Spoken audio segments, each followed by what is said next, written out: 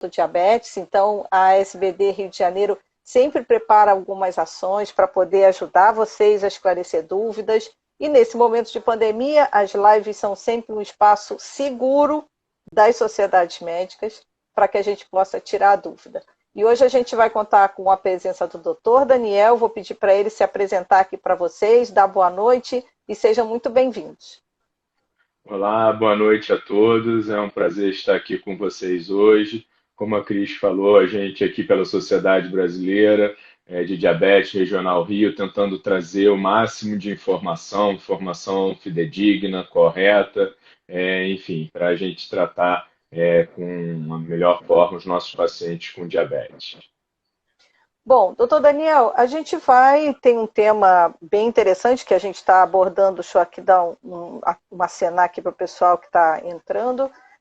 O tema esse ano do Dia Mundial, como a gente já vem falando nas lives anteriores, é o acesso ao medicamento.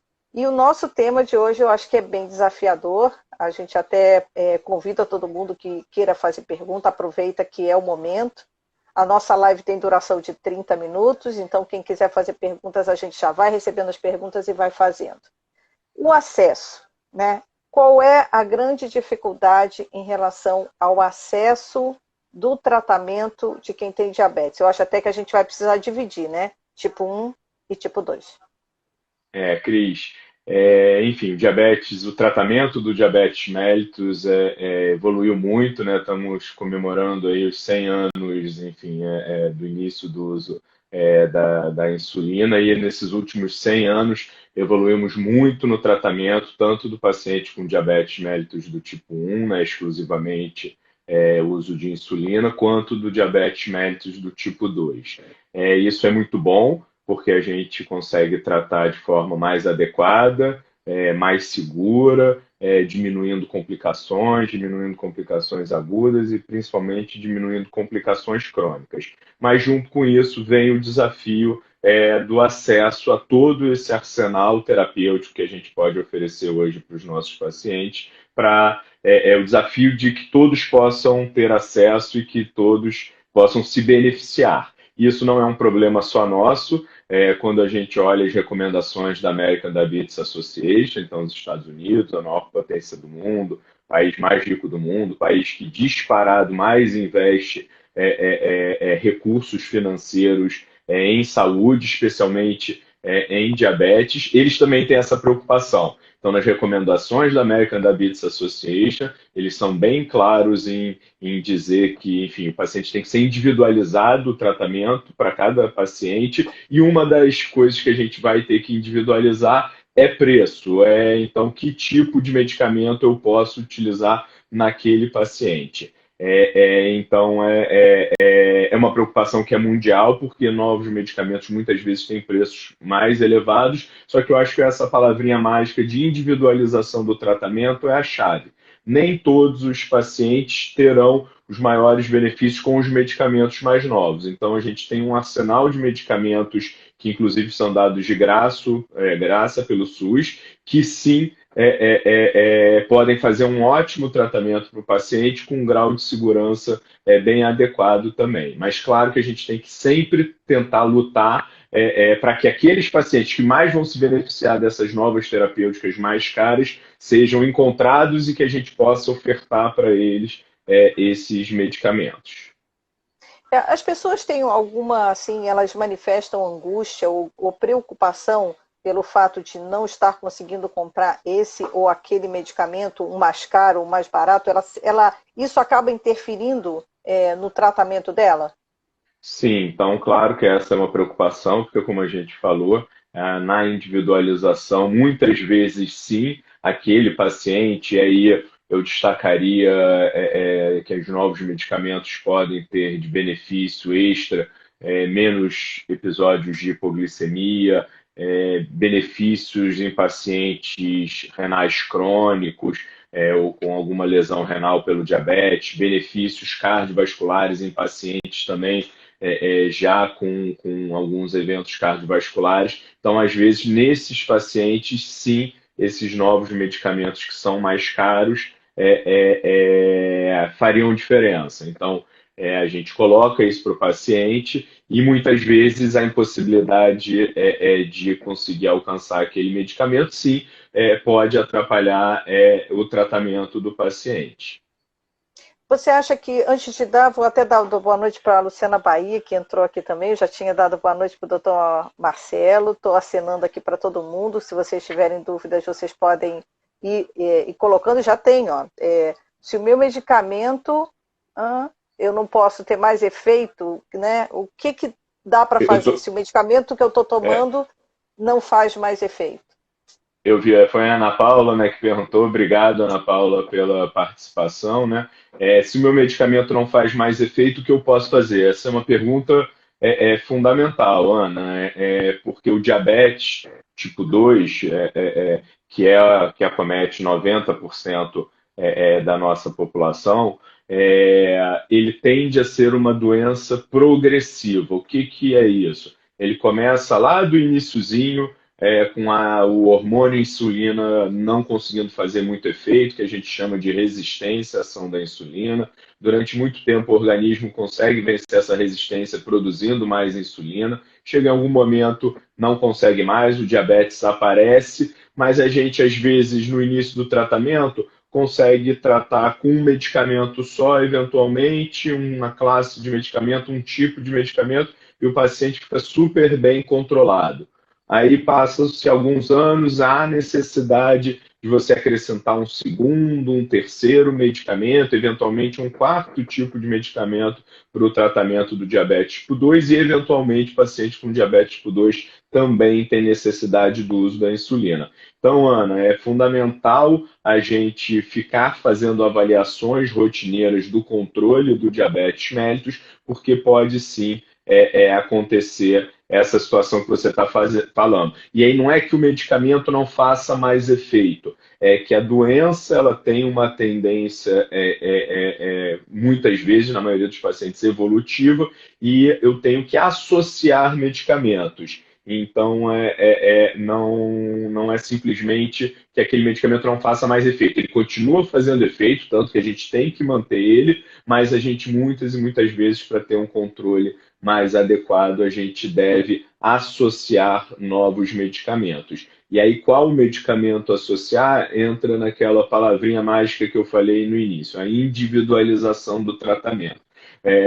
Mas o meu vizinho, mas a minha irmã, minha prima usa tal medicamento. Ok, pode ser muito bom para ela, pode ser que seja para você também, mas ou não, ou o seu tratamento dentro do arsenal terapêutico para o diabetes tipo 2, a gente tem 9, 10, 11 classes de medicamentos, incluindo as insulinas, diferentes para tratar. Então, imagina como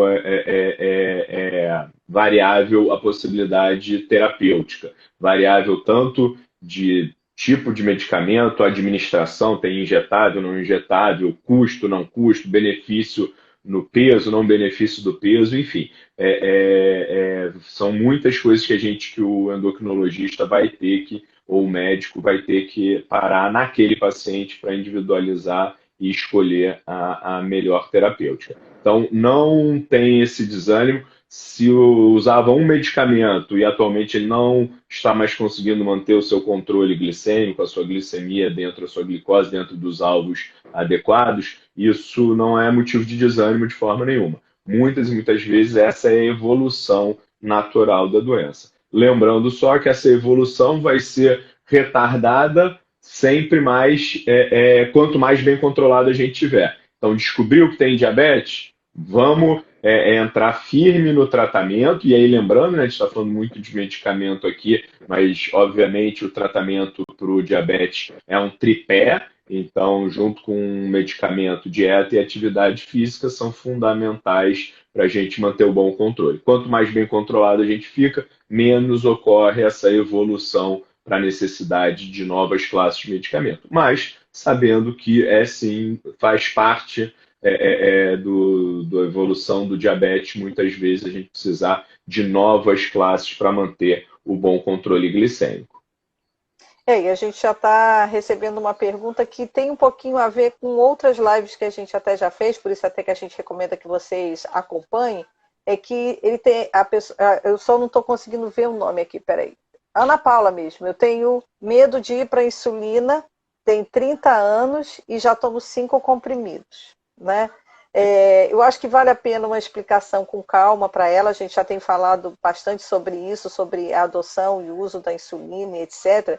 E como o doutor Daniel falou, gente, a gente tem uma quantidade imensa de classes de medicamentos, né, que a gente até depois vai pedir para o doutor Daniel dar uma explicação para vocês poderem entender melhor o que acontece, né? Então, pode responder a ela, doutor Daniel.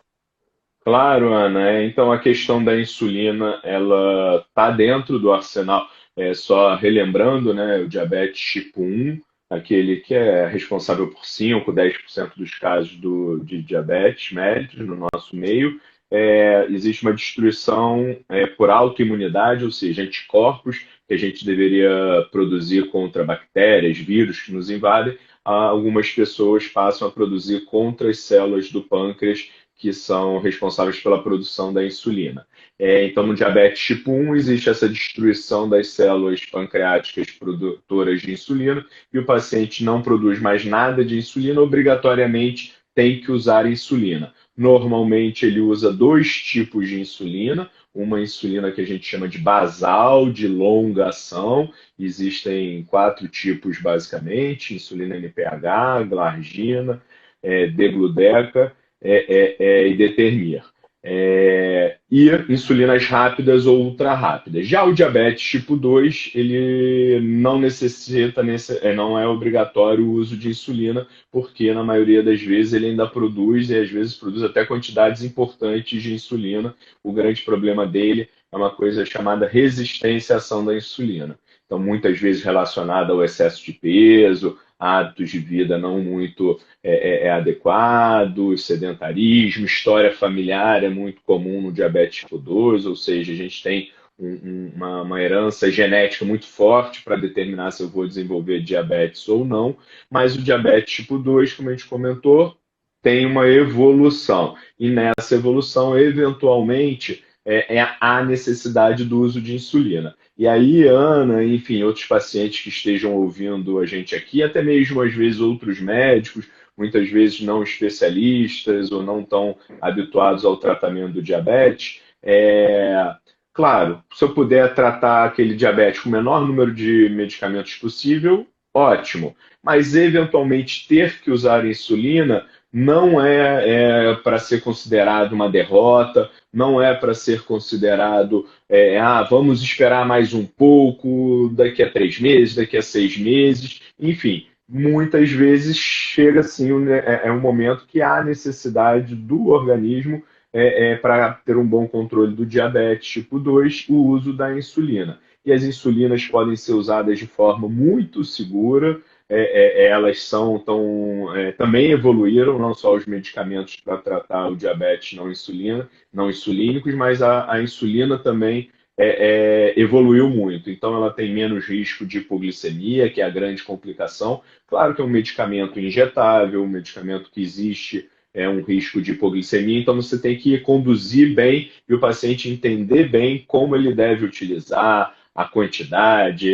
se eu tenho que usar 10 unidades e uso 15 unidades, chance grande de eu evoluir para hipoglicemia. Se eu ficar muito tempo sem me alimentar, chance grande. Mas, Ana Paula, se por acaso houver necessidade do uso da insulina para o bom controle da glicose, é isso, a gente vai usar. Hoje em dia os dispositivos são mais confortáveis, canetas que você facilmente manuseia, agulhas muito fininhas, com, enfim, silicone, que entram com mais tranquilidade na pele. Então, a gente tem que ter o nosso mantra de manter a nossa glicose bem controlada. Então, se tiver necessidade do uso da insulina, tenho certeza que seu médico, seu endocrinologista vai te orientar bem, sua nutricionista, educador físico e a enfermagem, que é muito importante nesse momento da gente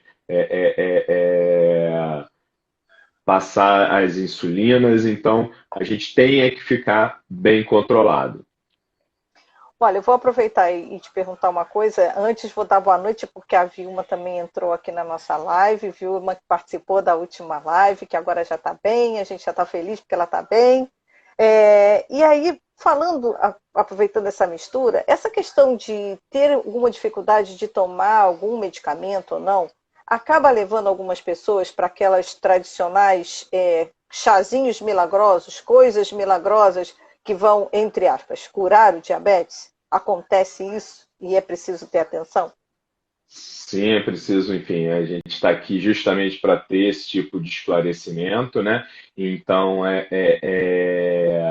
infelizmente, a gente tem uma gama grande de medicamentos para diabetes, mas diabetes mellitus ainda é uma doença crônica que a gente vai manter ela bem controlada. Ou não, mas a gente vai botar na trilha, junto com os nossos pacientes, com os familiares, a gente vai ter uma live também da importância da família em todo esse tratamento. Então, sim, a gente vai manter bem controlado, mas é uma doença crônica, que até o dia de hoje, 23 de novembro de 2021, a gente não tem uma cura para o diabetes. Tomara que, sei lá, daqui a 1 ano, 10 anos, 20 anos, 30 anos, uma vacina para diabetes mellitus e a pessoa não vai mais ter diabetes mellitus. Será ótimo, mas ainda não é a nossa realidade. Então a gente tem que manter o bom controle. Pegando um pouquinho o gancho aqui que a Vilma provocou e provocou no bom sentido, muito importante, né? Já tinha comentado, a gente vai falar muito de medicamento hoje, porque é mais a live, mas realmente é fundamental, né? A dieta, atividade física, manter o peso adequado, isso está dentro do tripé, no mesmo pé de igualdade do tratamento farmacológico, ou seja, o tratamento com medicamento. Então, chazinho que trate diabetes não existe, mas a alimentação adequada, prescrita por nutricionista, isso sim trata o diabetes. Muitas vezes tendo que associar medicamentos. Às vezes mais de um medicamento, às vezes 2, 3, 4, 5, às vezes insulina. Mas a gente tem que equilibrar, balancear essas coisas. Não esquecer, acho que é isso que a Vilma está chamando bastante atenção, que às vezes, né, fica ali relegado um pouquinho de lado. Seu medicamento, seu diabetes não está bem controlado, vamos aumentar o medicamento, vamos começar uma nova classe, e muitas vezes onde a gente tinha que pegar mais firme, onde vai fazer mais diferença, fazer uma dieta adequada, uma atividade física que não precisa virar um atleta olímpico para surtir efeito. Então, uma atividade física, mesmo leve a moderada, mas que seja contínua, regular, faz muita diferença. Mesma coisa em relação à dieta, tá? Então, uma dieta e com a ajuda, enfim, do profissional da nutrição, existem, não é achismo, vários e vários estudos mostrando a capacidade da dieta e prescrita por profissional da nutrição de ajudar a diminuir os alvos glicêmicos, principalmente, que é o nosso principal alvo, a hemoglobina glicada. A gente tem falado bastante, e é o tema, inclusive, do Dia Mundial do Diabetes, que é o acesso à medicação, que é isso que a gente está colocando aqui. O processo de judicialização, né, para a população conseguir é um processo desgastante, né? Como é que funciona isso para que as pessoas até saibam? A gente já pontuou, eventualmente, nas outras lives, algumas questões, mas a gente acha sempre muito importante enfatizar para o pessoal, para eles poderem fazer os caminhos certos, corretos, inclusive com aquela opção que você comentou, que não seria judicialização, que seria um medicamento gratuito para ser retirado nas farmácias populares, né? Então, dá um panorama geral dessa questão de acesso relativo à judicialização dos medicamentos? Então, é uma questão bastante complicada, na verdade, que entra num contexto mais geral do Sistema Único de Saúde. Na farmácia popular, que a gente tenha sem precisar fazer nada. A gente tem a metformina, a gente que é um medicamento que melhora a resistência à ação da insulina e que é um medicamento que todo paciente com diabetes tipo 2, a não ser que tenha uma contraindicação ao seu uso, deve utilizar. Então é um medicamento, e não é porque é o Brasil, porque a gente é pobre, não. Recomendação da American Diabetes Association. Metformina é o medicamento padrão ouro para o tratamento do diabetes mellitus tipo 2. Claro que existem contraindicações, não são muitos, a maioria dos pacientes poderá fazer uso de metformina e sem maiores efeitos colaterais, um medicamento excelente, seguro e, no nosso caso, totalmente de graça. Inclusive a metformina XR, que é uma metformina de liberação mais lenta, que pode ser tomada uma vez ao dia e com menos efeito colateral, principalmente gastrointestinal, que é a metformina simples. Essa também é dada na farmácia popular.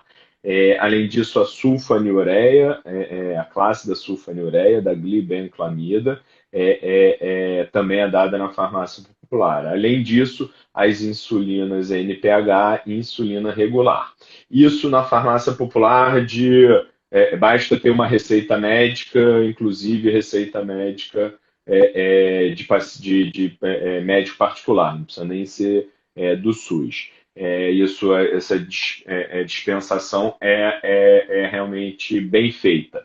Só que hoje em dia a gente tem, falei que a metformina é o padrão ouro, mas a sulfanilureia e a glibenclamida especificamente já não são mais os nossos segundas opções de preferência para a maioria dos pacientes. Então a gente tinha sim que evoluir nessa questão da dispensação mais fácil de outros medicamentos, porque a judicialização é um caminho que todos os cidadãos brasileiros podem percorrer, porque, enfim, é um direito para qualquer questão, né, da nossa vida, e existe um preceito na nossa Constituição que, enfim, saúde é um direito de todos e um dever do Estado. Claro que isso é um conceito, é uma diretriz mais ampla, quando você vai operacionalizar isso não é tão simples, né? Então, o que é o direito à saúde e até onde vai a obrigação do Estado como um todo.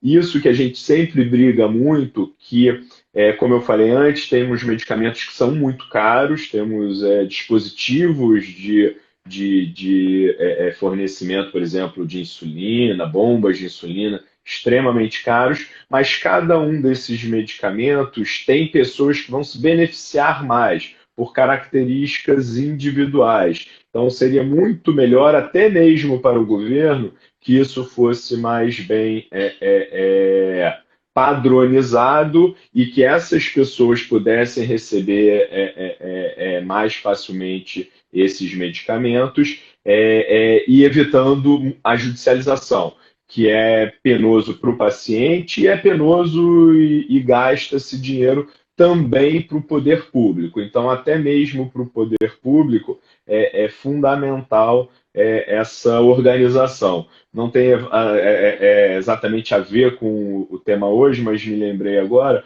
Hoje eu tive na Secretaria Municipal de Saúde, que é além aqui da Sociedade Brasileira, eu estou como diretor da Faculdade de Medicina da Estácio, e a gente está vinculando a nossa policlínica, que tem várias especialidades, por exemplo, endocrinologia, ao sistema de regulação, ao CIGEG. E a gente estava discutindo com o pessoal, as autoridades lá do CIGEG, como essa indicação da regulação às vezes é difícil, né? Então, a ponta às vezes manda um paciente, por exemplo, com diabetes bem controlado, para um endocrinologista ver, enquanto o outro que está com tratamento difícil, usando insulina, que deveria ir para o especialista, não consegue ir. Então, isso é só para lembrar que dentro do setor público, tudo que não puder ser bem organizado é pior para todo mundo. É pior para o Estado, é pior para o paciente, para o usuário e para o contribuinte como um todo. Que às vezes a gente acaba gastando mais do que se a gente tivesse protocolos bem estabelecidos para o uso, que a gente sabe que o dinheiro é finito, a gente está falando só de uma doença, né? A gente tem 1000 doenças, hoje em dia se fala muito das doenças raras, que muitas vezes são preços altíssimos, para aí você vai tratar um ou dois pacientes, não é o caso do diabetes, que é uma doença muito prevalente. Mas, enfim, o dinheiro do Estado é finito, então a gente tem que tratar ele muito bem, e a melhor forma que a Sociedade Brasileira de Diabetes mais defende são padronizações, protocolos mais assertivos. Porque sim, a gente tem medicamentos hoje mais modernos, que não têm dispensação fácil. Claro que quando a gente fala SUS é muito amplo, né? Vai desde o IED, que tem acesso a eventualmente alguns medicamentos, até a farmácia popular, que, enfim, são esses medicamentos que eu comentei. Então, na minha visão, acho que a melhor forma era a gente ter protocolos bem estabelecidos, e aí eu acho que tem que passar sim pelo especialista. Então, esses medicamentos mais caros, acho que a visão do endocrinologista, enfim, iria contribuir para conseguir avaliar dentro desse mundo de medicamentos que a gente tem. Olha, esse medicamento ele é 5 vezes mais caro do que esse outro, mas para esse paciente vai fazer diferença, até mesmo para a prevenção de complicações importantes. Então, a gente tem medicamentos que ajudam a prevenir evolução para piora da função renal, por exemplo, você evitar de um paciente fazer hemodiálise durante 20 anos, ou ter que fazer um transplante renal, você economizou um caminhão de dinheiro para o setor público. Então, é fundamental ter esse tipo de avaliação também financeira enfim, custo-efetividade, né? Mas eu acho que os protocolos bem estabelecidos e bem indicados seriam a melhor forma. Mas a judicialização é um direito de todo cidadão, enfim, e aí tem caminhos dentro, tanto com advogados particulares, como defensoria pública, enfim. E é comum a gente ser demandado a fazer laudos para, enfim, ser apresentados, e na verdade o laudo muitas vezes é mais descritivo, e quem vai tomar as decisões realmente é o Poder Judiciário. Você comentou agora a respeito desses novos medicamentos, novas tecnologias. Necessariamente elas são mais caras do que os tradicionais, ou isso é relativo? Normalmente sim, né? Isso vale para a medicina como um todo, né? A medicina só acrescenta, né? Então a gente vai tratar melhor a doença, isso vale para um antibiótico ou para o tratamento do diabetes, um novo antibiótico, ou um novo tratamento para o câncer, ou um novo tratamento para o diabetes. Ele, enfim, tem sempre o intuito de melhorar, obviamente, as terapêuticas pré-existentes, mas costuma vir agregado, sim, um valor maior. E aí a gente tem que botar, e sim, não é a gente, eu sou super focado nisso. Eu acho que a gente tem que fazer essas avaliações. Olha, vai ser mais caro. Faz alguma diferença para o paciente? Realmente está trazendo algum benefício a mais? Ah, está trazendo. Ah, então vamos batalhar muito para que tenha acesso a esse medicamento. Vamos mostrar que, olha, ele vai ter menos hipoglicemia. Hipoglicemia é das causas mais frequentes que levam o paciente aí para uma emergência, um paciente com diabetes. Só dele dar entrada numa emergência já vai ter um gasto muito importante. Então, eu vou fazer um medicamento que eu faço ele não ter mais episódios de hipoglicemia, ou ele tinha 5 episódios ao ano, 10 episódios ao ano, e passa a ter um, e eventualmente um leve, que ele vai ficar tratando em casa. Nossa, não só trouxe muita qualidade para esse paciente, trouxe um tratamento melhor, mas provavelmente também estou beneficiando financeiramente o sistema como um todo, né? A gente sabe que, ultimamente, com a pandemia, a população começou a lidar melhor com termos e área médica, entender que as pesquisas são feitas, etc., né? E a gente sabe que, quando o doutor Daniel falou que tem uma classe enorme de medicamentos que existem, só para vocês entenderem que existem pesquisas que são de anos, né? Coisas que são faladas muito mais em congresso, mas agora com as lives e com os encontros virtuais, a gente pode ir trocando essa informação. Então, por exemplo, a gente tem 2 estudos que sempre são falados em congresso, que é o UKPDS e o DCCT, né? Eu sei que é muito difícil para o doutor Daniel falar exatamente tudo isso, mas ele pode traduzir essa linguagem para o público, mas entender que foram estudos de longa duração, avaliando muitos medicamentos, e que o resultado foi: é importante tratar. O que é importante é tratar. Então, eu vou te pedir para assim, dar uma ideia, porque eu acho que é importante também a gente dividir isso com o público, que existem muitos termos, muitas pesquisas, muitos estudos, e agora a gente está podendo dividir isso. Antes de passar a resposta a você, queria dar boa noite também, doutora Ana Carolina Nader, que entrou aqui também com a gente. Obrigada pela audiência, pela presença. E vou deixar essa e-mail abacaxi aqui com você, de tentar resumir o que é o UCA-PDS para diabetes tipo 2 e o que é o DCCT para o diabetes tipo 1. Então vamos lá. É bem interessante o que você falou, Cris, é isso mesmo, né? E ainda bem, as pessoas se apoderaram enfim, estudos científicos, terminologias. Eu acho que a pandemia trouxe muita coisa ruim para a gente, mas trouxe algumas coisas dessa valorização da ciência. Então a gente passou a aprender termos até de bioestatística, falso positivo, falso negativo. Todo mundo já sabe que o PCR para diagnóstico do Covid pode ter falso negativo, enfim. Mas vamos lá, a sua pergunta. É super interessante. São dois marcos dentro do tratamento do diabetes que aconteceram ali na década de 90. Então, a gente já sabia desde muito tempo que a glicose alta fazia mal, ou seja, levava às complicações crônicas, problema no olho, retinopatia, problema no rim, a nefropatia diabetes e problema neurológico, a neuropatia diabética e amputações dos membros inferiores. Então a gente já sabia isso. Então, só que cientificamente eu saber que a glicose alta causa esses problemas não é igual eu saber que eu diminuir a glicose, eu vou prevenir esses problemas. Então eu tinha numa ponta, a glicose alta é ruim, traz essas complicações. Ok, mas se eu der medicamento, dieta, atividade física e diminuir a glicose, eu vou conseguir prevenir essas complicações? E a partir de que valores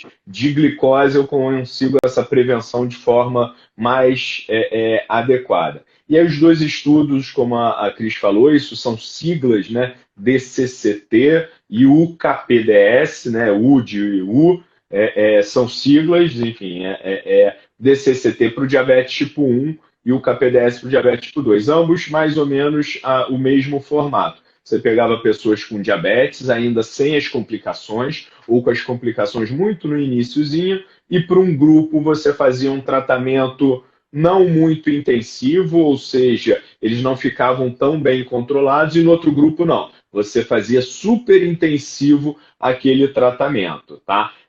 Para o DCCT, obviamente, como era diabetes tipo 1, só insulina, mas um grupo você fazia algumas poucas doses de insulina por dia, no outro grupo você fazia múltiplas doses de insulina. E no KPDS você podia tratar, e ainda mais que na época a gente não tinha esses medicamentos novos para o diabetes tipo 2, era basicamente metformina, sulfonilureia e a própria insulina.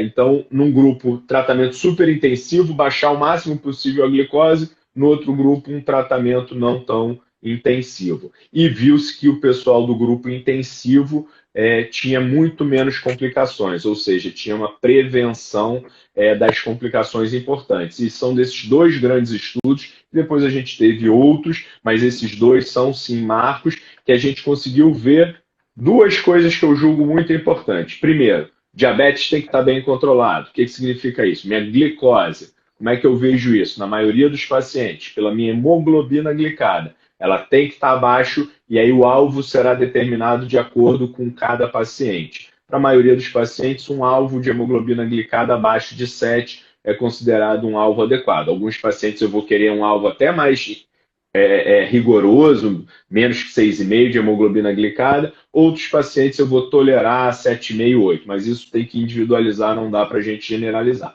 Mas a maioria um alvo de glicada abaixo de 7.